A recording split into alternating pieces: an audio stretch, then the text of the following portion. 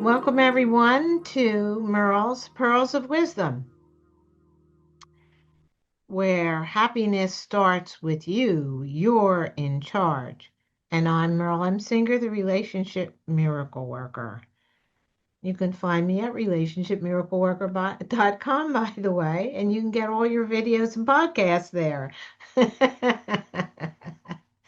Well, today I'm interviewing a very interesting person. I know because he told me that. His name is Professor Frank Chindamo. What's CHP? I'm a certified humor professional. Of course, I knew that. I knew that. And he founded LaughMD Incorporated to answer the question, if laughter is the best medicine, why don't we use it as medicine? Good question. And it is a good question. And there is evidence to prove that laughter is actually medicine. There are 400 studies that show that laughter has 400 some studies. benefit or another. Okay, maybe we could do one or two.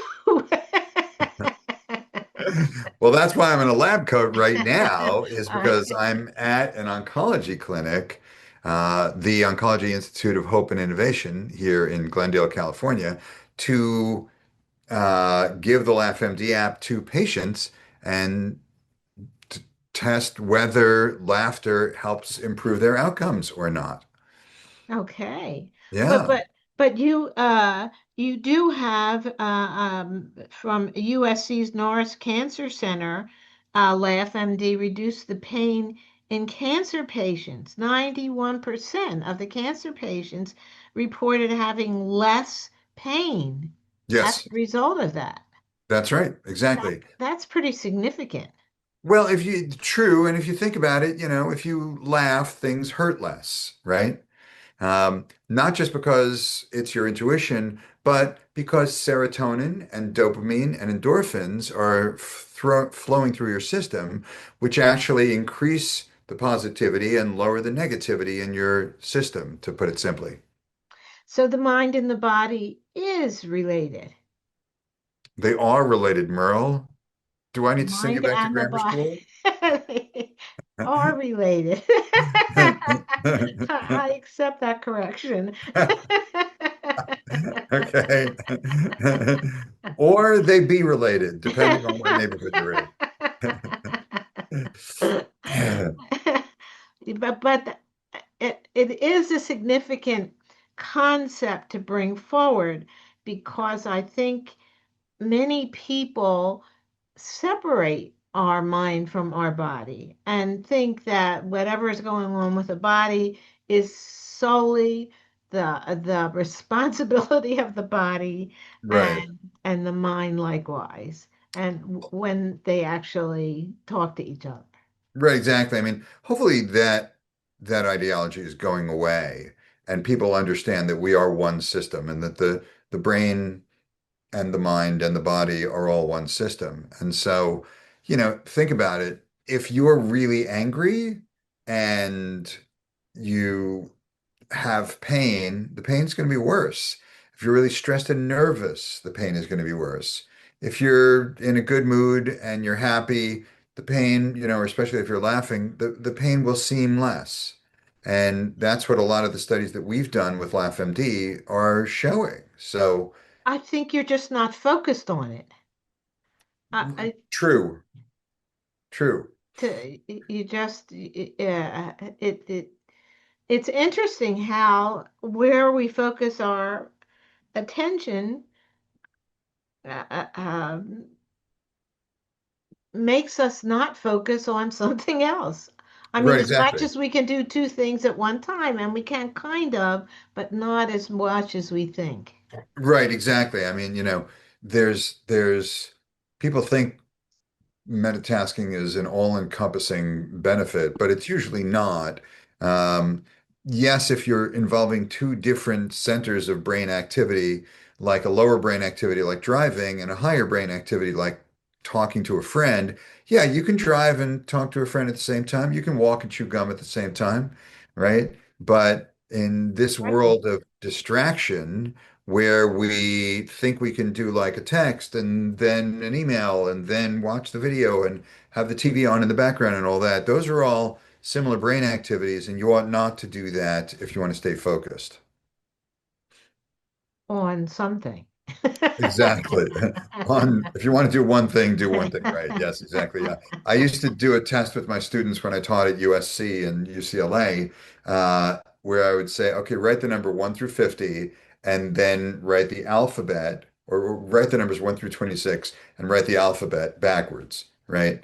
Oh, And when they would do it 1, 2, 3, 4, 5, 6, 7, 8, and 10 and Z, blah, blah, blah, blah, A, they would do it in about 30 seconds.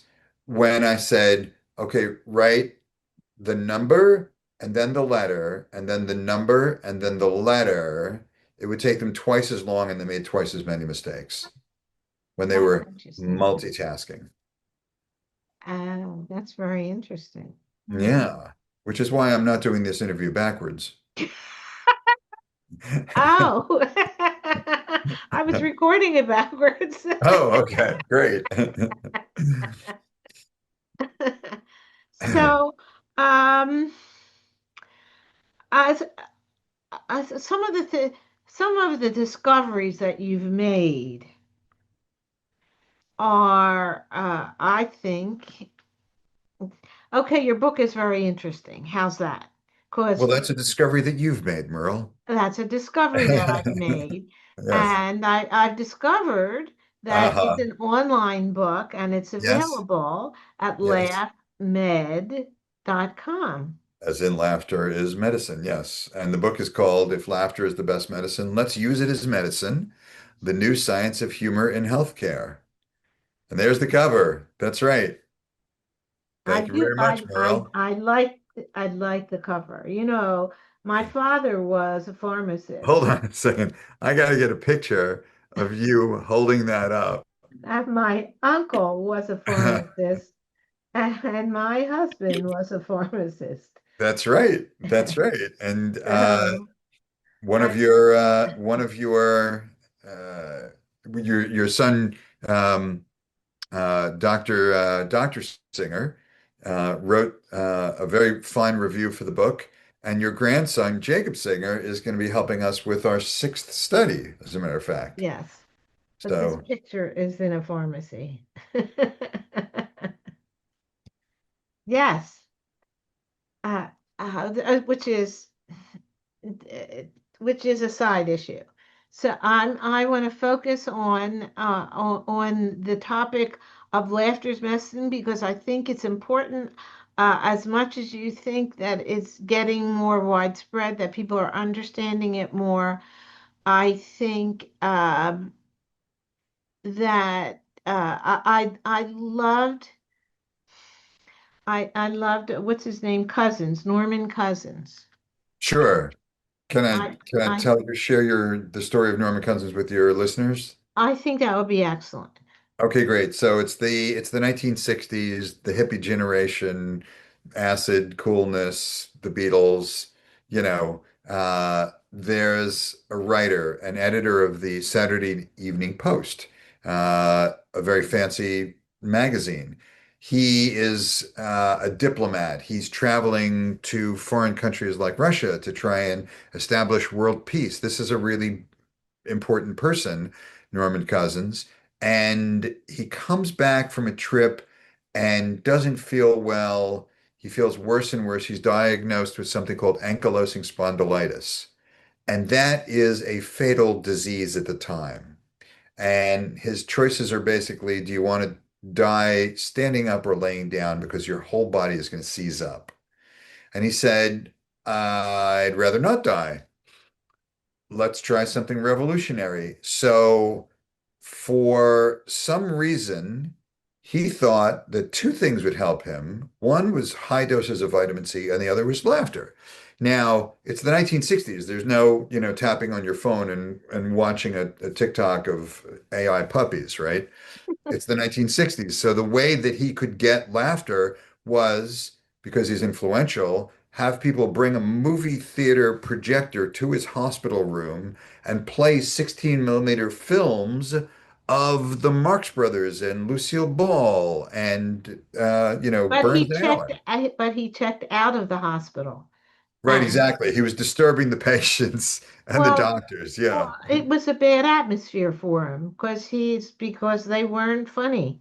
exactly. Hospitals don't tend to be funny. They don't tend to be funny. So They tend to be he rather rented a morose. Yeah. hotel room.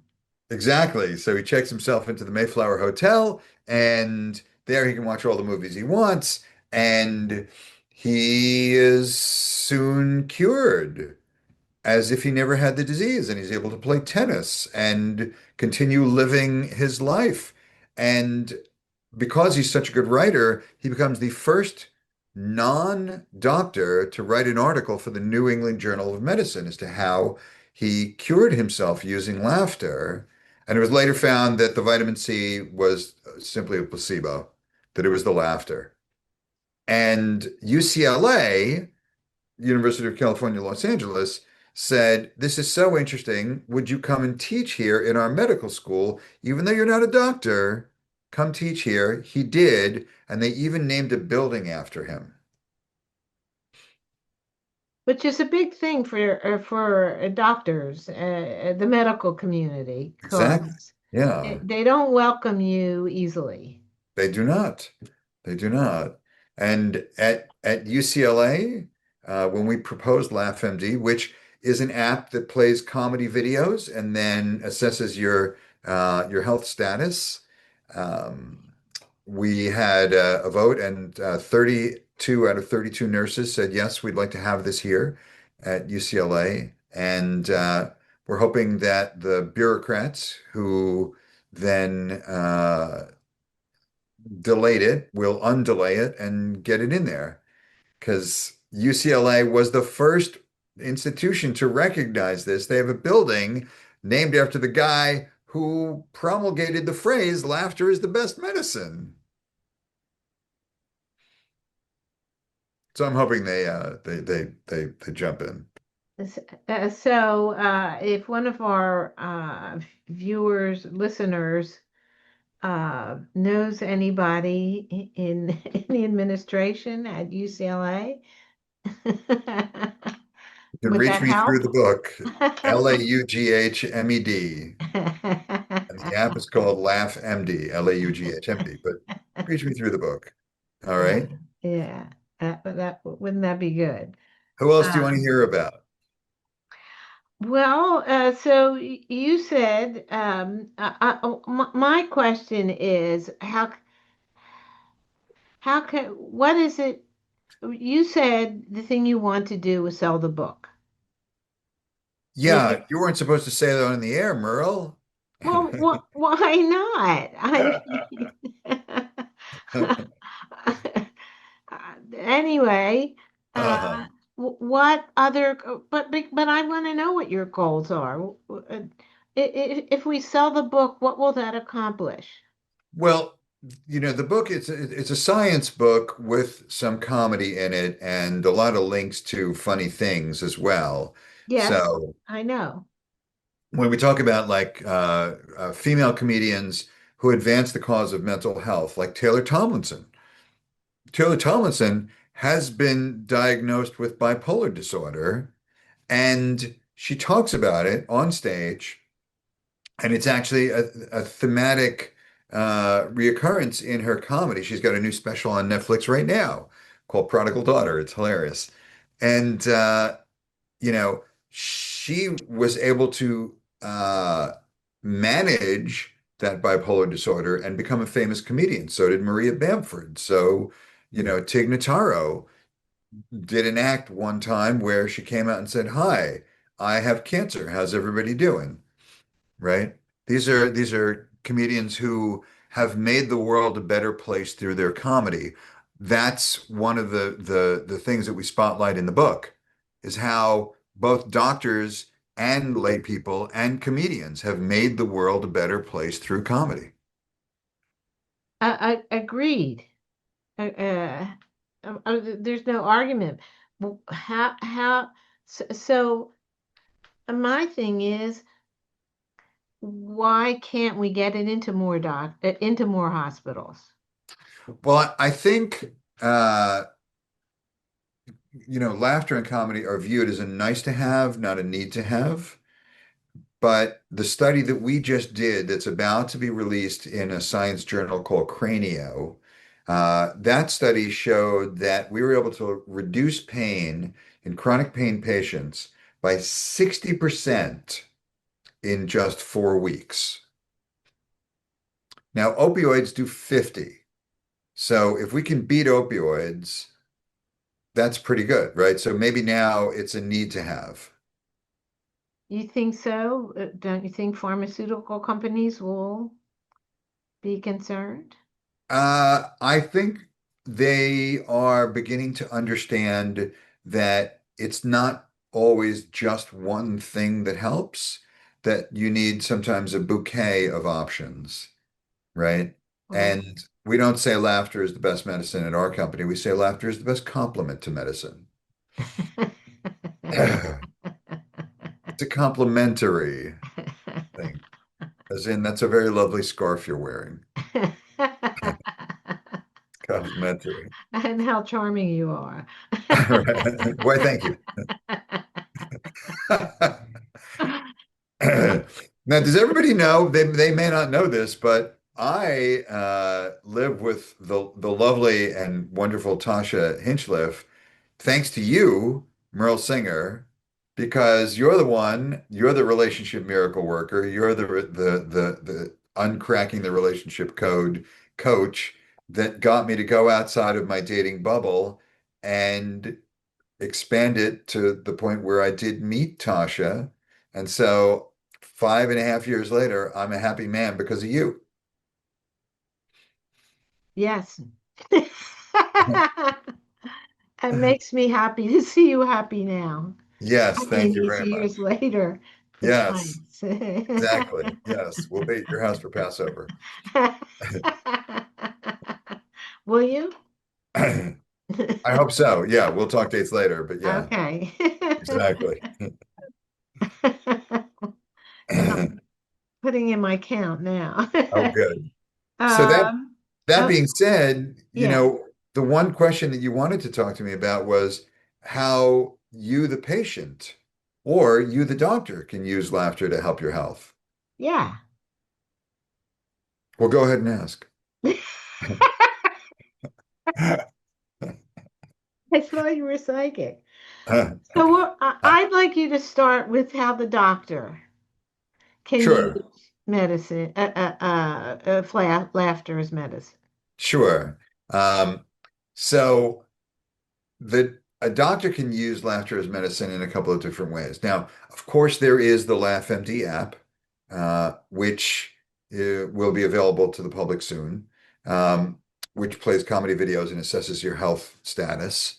Um, right now, we've got 40,000 comedy videos on there. But in addition to that, doctors can follow the same advice that I give to patients, which is watch comedy.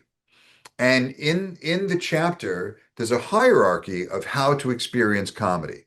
The best possible way to experience comedy is to see it live in a play or to see it at a comedy club and to see it with friends because the live interaction heightens the experience. The interpersonal interaction heightens the experience. I once thought uh, I'd heard a study that showed that you were 7 times more likely to laugh when you're with another person.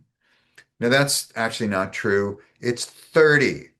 You are up to 30 times more likely to laugh when you're with other people. That's why comedy clubs seat people so close together. Oh, okay. Exactly.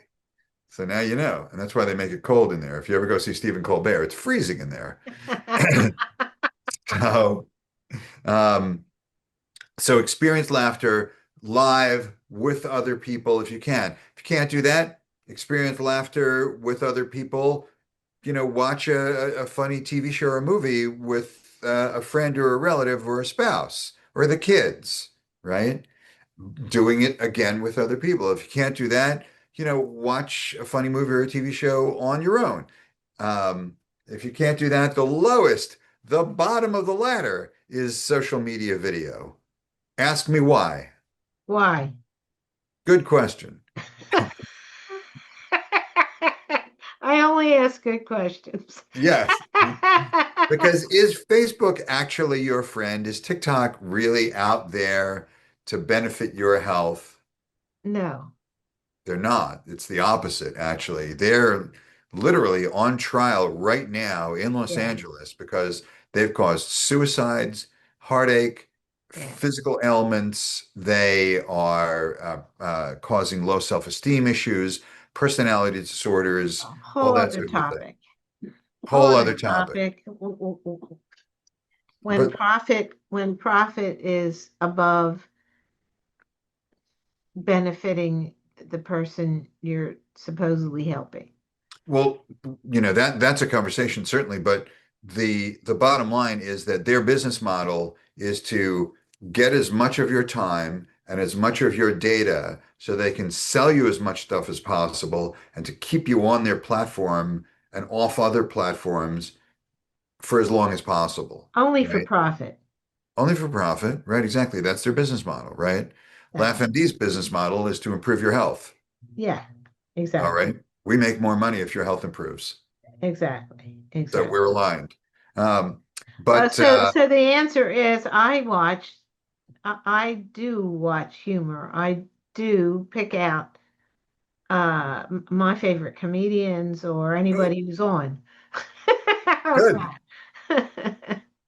And yes, I think it does make a difference. Yeah. I mean, the one exception to the rule on social media comedy would be if you have a subscription to YouTube Premium, not just plain old YouTube, but YouTube Premium, it's about 12 or $13 a month.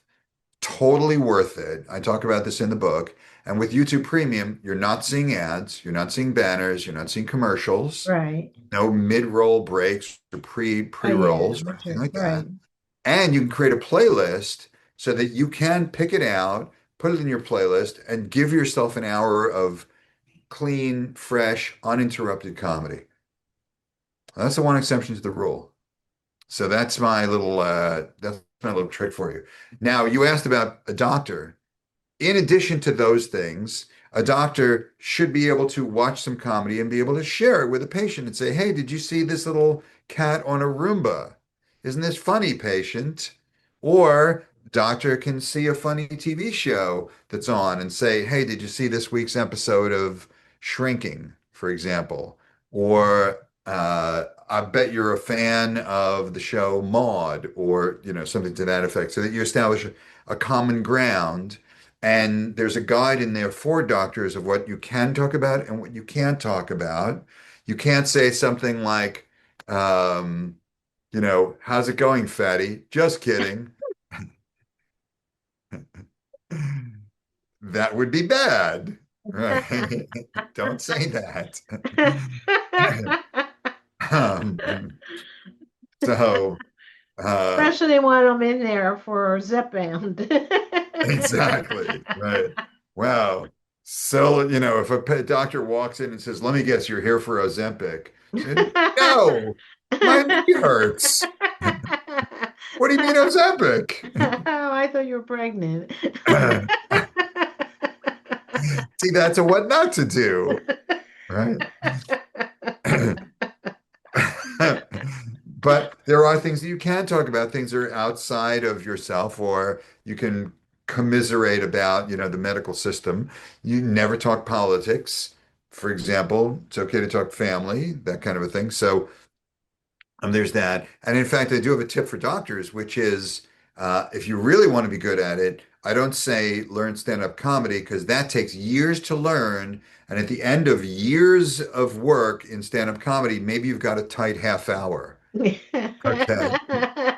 So you quit your job as a doctor. You go Exactly. become Well, we have a chapter on the doctors who quit their job as a doctor or who split their time, like Ken Jeong. Ken Jeong is an MD. He keeps his medical license, but he starred in The Hangover and Crazy Rich Asians and, you know, all kinds of television shows, right?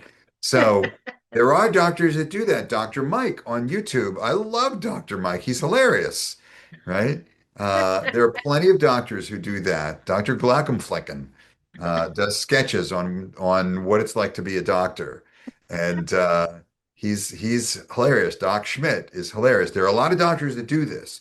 But let's say you're a doctor, you're out there, and you say, "Well, I want to learn comedy. I want to do this." The tip I have for you is learn improv. Oh, right. Learn improv because with improv, you can learn it very quickly. You learn a lot. The learning curve is like very steep in the beginning, and then it's just a question of getting better and better at it, right? But it's skills and tools that you have within your first 4 weeks of doing it that can help you be a better listener. I, I, I think picturing my doctors. Okay. I think if I could get them to just say, "Oh, when you're feeling depressed, why don't you watch some good comedy?" Would be a great start. I can't imagine maybe one Mm, that could say anything funny. of your My doctor. doctors are nowhere near funny. Right. They're very serious and they're very tuned in to their territory. Like a doctor, uh, if you have a doctor that helps your elbow, you're lucky if he can also help your knee. They're very Right. Right. specialized Sure. within medicine. I don't see them being funny, but I do see them recommending funny. Good. Good. Well, um, a doctor will benefit from watching comedy the same way anyone else Oh, will. absolutely. Absolutely. And by having more serotonin and endorphin and Oh, thank dopamine in their system, it will relieve their stress. And in the first two totally. studies that we did with LaughMD, the first one showed that in 60 minutes of comedy at the USC Institute for Genetic Medicine, that we lowered doctor stress, well, healthcare worker stress, Oh, by sure. 96% in 60 Oh, yeah, minutes. totally. I believe it. No doctor has 60 minutes free until 3 weeks after they retire. True. So we did it again at Chapman University when I was teaching there, and this made the front page of Chapman's website. And we showed that with just 3 minutes of comedy, that it lowered those healthcare workers' stress by 13%, which is statistically significant, Absolutely. Absolutely. right? Yeah. No, that I think that's a reasonable goal. Okay, then, 3 minutes of comedy. I think we've given you a lot more than 3 minutes, haven't we, Merle? I just think the concept of the power of comedy as as a health benefit Hmm. is so important Sure. that I would love that concept to be spread more widely. Well, let me start and end because I have to go after this with a quick story. In 1981, I was an intern, and then I actually wound up writing for Saturday Night Live. So I have a background in comedy, right? I worked on Ghostbusters. I made comedy movies all my life.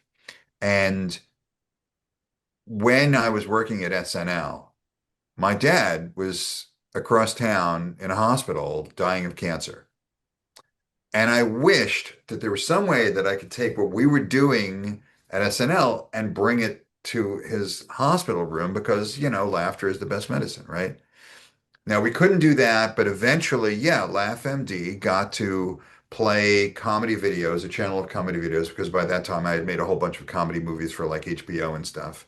And we got to play those comedy videos on the TVs at Cedars-Sinai and Kaiser Permanente. And they said, "This is great." I said, "Can you pay us?" They said, "No, bring us data." So since 2016, we've been doing study after study after study to show that this idea of laughter, this idea of comedy videos, can merge with the 400 studies that show that laughter in general helps, that this particular solution helps, to the point where we want LaughMD to be used, by all patients to make everyone feel better, right? Get funny, feel better. In the future, and this is what I'll close with, in the future, there's a continuum of things that are happening as we understand more about science. It used to be that you went to the doctor and they would just look at your knee and not talk to you and just look at your symptoms and all that. And now doctors converse and they'll ask you, are you eating right? Are you getting enough sleep? Right? Because those are factors involved in your health. My prediction and my hope is that they'll ask about, are you getting enough laughter? Are you getting enough, eating right? Are you getting enough sleep? Are you getting enough laughs? Someday your doctor's going to ask you about that. And I just hope I am not dead when they start. Well, that's not funny. And yet you found it hilarious. Well, that's me. Uh, to quote Groucho Marx, leave them laughing. So, can we plug the book? So, uh, yes, don't forget to buy the book. It's online. It's easy to read online, and you can push little things and watch videos as a result of it. It's Yeah. very, very interesting, fun book, and you can get it at laughmed.com.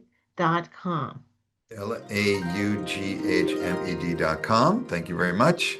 And I adore you, Merle. Thank you for improving my life and adding a whole lot of laughs to my life. Ah, that's cute. It's not quite funny, but